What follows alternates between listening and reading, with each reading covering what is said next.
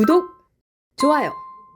자, 다음 소식 좀 알아보겠습니다. 하여튼 이재명 정부가 오락가락하고 갈팡질팡하는 거 이런 거를 갖다가 딱 지적을 하면서 그러면서 국민 여러분 우리에게 지지를 보내주십시오라고 호소해야 되는 게 국민의힘일 텐데 국민의힘이 말입니다. 네. 지금 혁신위를 재출범시키지 않았습니까? 안철수 혁신위원장이 사퇴하고 나서 윤희숙 위원장을 혁신위원장으로 해서 재출범을 했는데 지금 또 멈출 위기에 있다. 뭐 그런 얘기가 들리더라고요. 네. 국민의힘 도대체 어떻게 돌아가고 있는 겁니까? 일단 혁신위에서 윤희숙 혁신위에서 내놓았던 것이 이제 예. 탄핵을 반대했던 분들에 대해서 뭐 사과를 해야 된다라거나 그리고 무슨 개파 구분을 하면서 뭐 다 내쫓아야 된다 이렇게 말씀을 그런 취지의 이야기들이 나왔다거나 그리고 이제 당 최고위를 없애는 안이 나왔습니다. 그러니까 지금은 당원들께서 최고위원을 선출을 해서 최고위를 예. 구성을 하는데 당 대표만 선출을 하고 임명직으로 전부 다 전환을 해버리는 방식을 지금 혁신위에서 이야기를 했는데요. 이게 조금 더 위험해 보일 수 있는 이유는 이제 원내에서 지지를 받는 후보가 당대표가 된 다음에 본인들이 이권 또는 이제 지인이라거나 뭐 이런 식으로 해서 연결되어 있는 사람들끼리 서로 임명직을 가지고 가면서 최고위를 꾸릴 경우에는 민심과도 더더욱 동떨어지고 당원이나 국민이 바라는 사람들이 최고위에서 목소리 내기가 어려울 것이다라는 판단을 듭니다. 그러니까 집단 지도 체제에서 다시 1인 지도 체제로 바꿔보자 그런 얘기지 않습니까? 집단 지도 체제라는 것과는 아예 맞닿아 있지도 않는 극단적인 방법을 이야기를 하는 거죠. 그냥 예. 당 대표가 임명을 해서 이제 최고위를 구성할 수 있는 방식으로 가겠다라는 그러니까 당 대표 건데. 모든 걸 다 하는 거니까요. 네, 그렇게 가겠다라고 하는 건데 또 제 생각에는 당 대표가 누가 선출이 되든 과연 그렇게 막강한 권한을 휘두를 수가 있을까라는 것에 대해서는 일단은 좀 의구심이 들기도 합니다. 그리고 지금 윤희숙 전 의원을 혁신위원장으로 임명을 했는데요. 이제 송원석 비대위원장이 임명을 하긴 했습니다만은 이제 칭찬을 한다거나 긍정적으로 이야기하는 것이 뭐 경제 관련해서 전문가다 뭐 이런 이야기들을 하십니다만 저는 이분의 이미지가 국민들께 과연 좋은가라는 생각이 듭니다. 뭐 투기 관련 이미지라거나 이제 중도층에서 항상 중도 이야기하기 좋아하시는 분들인데 중도층에서 굉장히 이미지가 별로 좋지 않아요. 투기 관련해서 이미지도 좋지 않고 이미 한번 좀 깎인 게 있죠. 네, 이번 총선에서 전현희 의원한테 이제 패배를 하셨는데 그 과정에서도 패배 요인들이 별로 좋지 않은 인상으로 국민들께 기억에 남은 것들이 있었습니다. 그렇기 때문에 혁신위에서 안을 발표를 해도 우리 당 바깥에 있는 그리고 또는 우리 당에 무관심한 사람들이 바라봤을 때는 이게 썩 긍정적으로 와닿지 않을 수 있다. 일단 스피커 자체가 훼손이 된 사람이기 때문에 라는 생각이 듭니다. 안철수 혁신위원장이 갑자기 사퇴를 해버리니까 급하게 이제 대타를 찾았던 건 아닌가. 그래서 여의도 연구원장 하던 윤희숙 전 의원을 급하게 아친 건 아닌가 하는 그런 생각이 좀 들거든요. 네, 물론 그렇겠지만 차라리 그냥 안철수 의원이 혁신위원장을 할 때 이제 원하는 혁신위원이 한 2-3명 정도 되었던 것 같은데 그냥 그분들을 임명을 하게 해서 타협을 했어야죠. 꾸려갔으면 괜찮지 않았을까. 특히 지금 뭐 전당대회 출마를 고려하고 있던 분들은 여러 가지 입장을 내기도 하시던데요. 특히 전당대회 관련해서 최고위원을 뽑지 않는다라는 것에 대한 반발은 좀 있는 것 같습니다.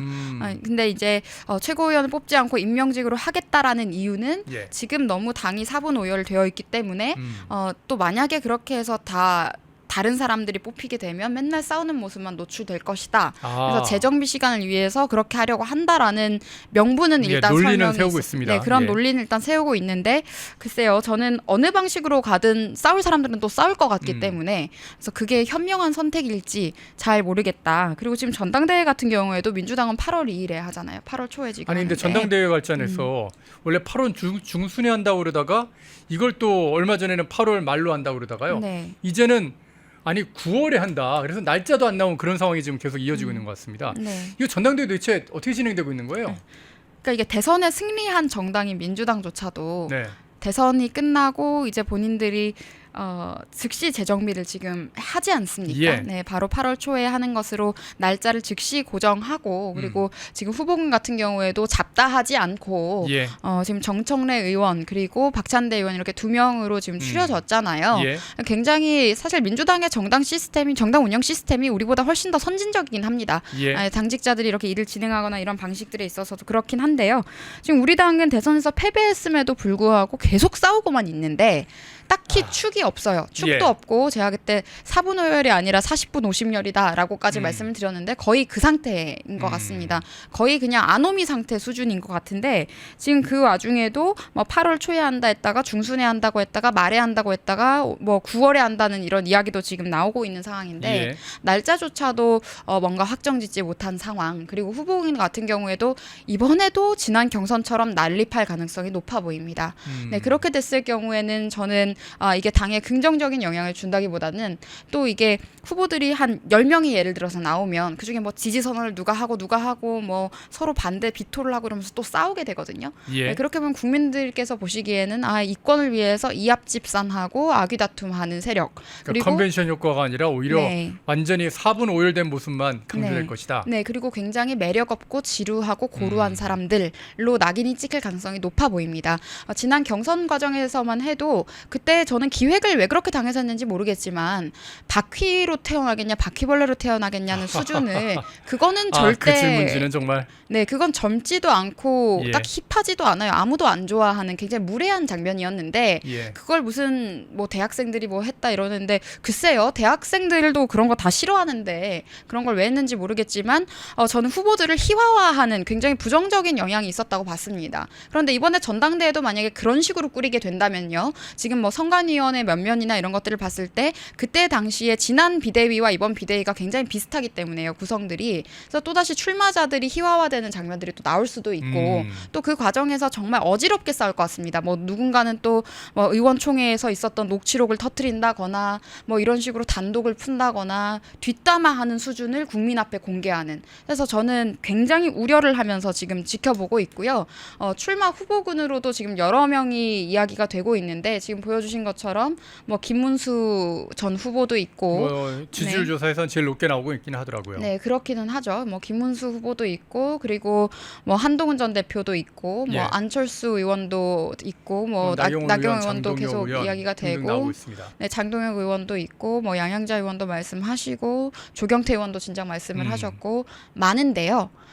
정말 죄송한 말씀이지만 지금 우리 당을 10몇 % 되는 지지층 말고 예. 당에 무관심하거나 정이 떨어지신 분들이 보시기에는 마음에 드는 인물이 저는 없을 것 같고 그리고 또 국민들이 보시기에 굉장히 매력이 없고 또 고루하고 지루해서 듣기 싫은 사람들의 얼굴, 인상, 목소리, 언어가 되어버린 장면들이 많습니다. 그래서 그런 것들로부터 좀 탈피를 하려면 굉장히 전략적으로 이 전당대회라는 이벤트를 활용을 해야 되는데 우리 진영 차원에서 활용을 해야 되는데 그러기 위해서는 실무자들이든 이제 전선에 나서 있는 분들이든 다 같이 한 팀이 돼서 할 수 있는 그런 시스템이 갖춰져 있어야 되는데 지금 보시면 알겠지만 서로 이제 험담하는 수준으로 견제를 하다 보니까 예. 이게 굉장히 없어 보이는 장면들이 노출이 많이 돼요. 그래서 제가 당을 보면서 크게 제가 요즘에는 논평을 쓰거나 하지 않는 이유가 할 말이 사실 크게 없는 것 같습니다. 아니 그러니까 기본적으로 같은 당 소속의 같은 어떤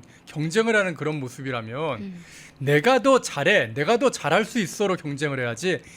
쟤보다는 나요. 혹시는 쟤는 네. 절대 안 돼요.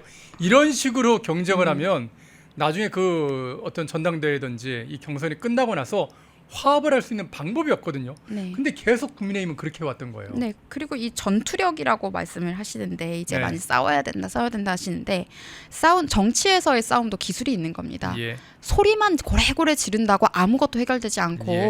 굉장히 복잡한 그 권력 구조 속에서 원하는 것을 그리고 또 국민들이 바라는 방향으로 변화를 만들어낼 수 있는 그 굉장히 고도의 예술적인 기술이 필요하다라고 생각을 하는데 지금 그런 걸 하실 수 있는 분이 있을까 민주당을 상대함에 있어서 이제 그런 비전을 말씀을 하시는 분이 좀 나왔으면 좋겠는데 쟤는 당대표 되면 안 되니까 내가 할 거다 이런 식의 이야기만 너무 많이 나오는 것 같아서 좀 안타깝고요.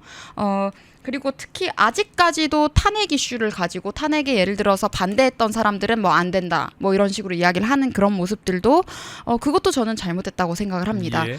그때 당시에 당연히 우리 당에서는 주장을 했어야 하는 것이 맞고요. 만약에 그게 탄핵이 인용이 된다면 어떤 결과가 나오고 그게 국익에 어떤 손해를 끼칠지를 알고 있기 때문에 그런 주장을 하신 분들인데 가령 뭐 추경호 의원이나 나경원 의원 같은 같은 경우에 그런 분들을 지적을 해서 함부로 비하하면 안 된다고 생각합니다.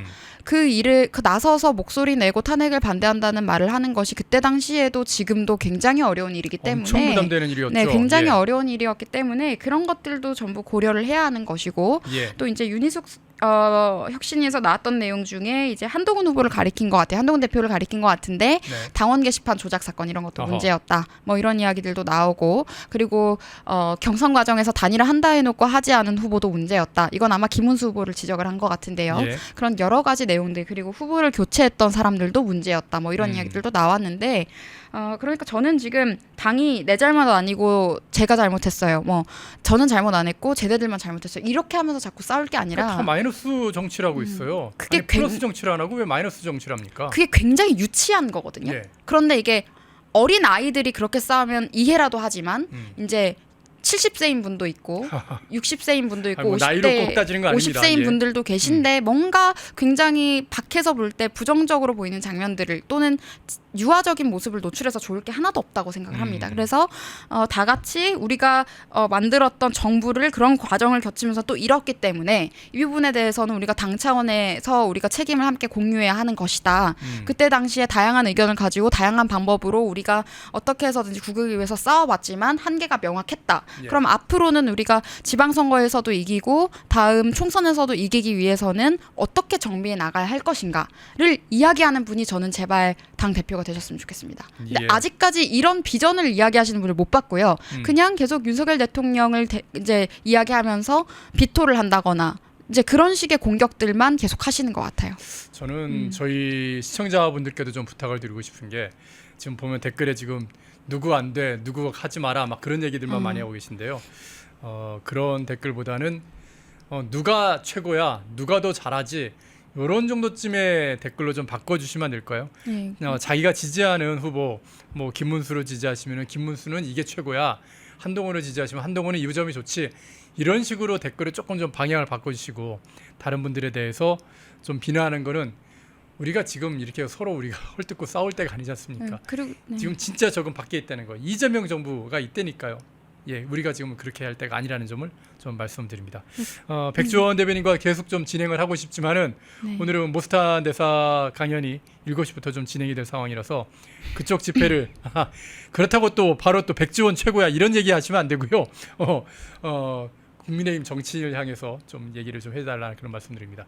저희가 모스탄 전 대사 서울대학 강연을 지금 중계방송을 해야 되기 때문에 정말 아쉽지만 백주원 대변인은 여기서 보내드려야 될 것 같습니다. 오늘 말씀 잘 들었습니다. 네, 감사합니다. 펜앤마이크와 광동이 함께 준비한 광동 루테인 밀크 시슬 혈행 개선, 노화로 인한 눈 건강, 간 건강. 펜앤마이크 TV 단독 할인 2개월분 한 박스에 3만원, 6개월분 세 박스에 84,000원. 펜앤마이크 구독자 전용 댓글 상단 할인 링크에서 구매 가능합니다. 전화 문의는 1661-6915, 전화 문의는 1661-6915. 펜앤마이크와 광동이 함께 준비한 광동 면역보감 데일리 스틱 2024년 건강기능식품 대상 높은 흡수율, 휴대와 섭취가 간편한 스틱형 펜앤마이크 TV 단독 할인 1개월분 한 박스에 33,000원, 3개월분 세 박스에 9만원. 펜앤마이크 구독자 전용 댓글 상단 할인 링크에서 구매 가능합니다. 전화 문의는 2661-6915, 전화 문의는 2661-6915. 펜앤마이크와 광동이 함께 준비한 광동 혈당혈압 콜레스테롤 케어 솔루션 식후 혈당 상승 억제, 체지방 감소, 혈중 콜레스테롤 개선, 높은 혈압 감소. 펜앤마이크 TV 단독 할인 1개월분 한 박스에 25,000원, 3개월분 세 박스에 66,000원. 펜앤마이크 구독자 전용 댓글 상단 할인 링크에서 구매 가능합니다. 전화 문의는 1661-6915, 전화 문의는 1661-6915. 펜앤마이크에서 추천하는 영상도 보고 가세요. 다른 영상도 즐기시려면 구독 버튼을 꼭 눌러주세요.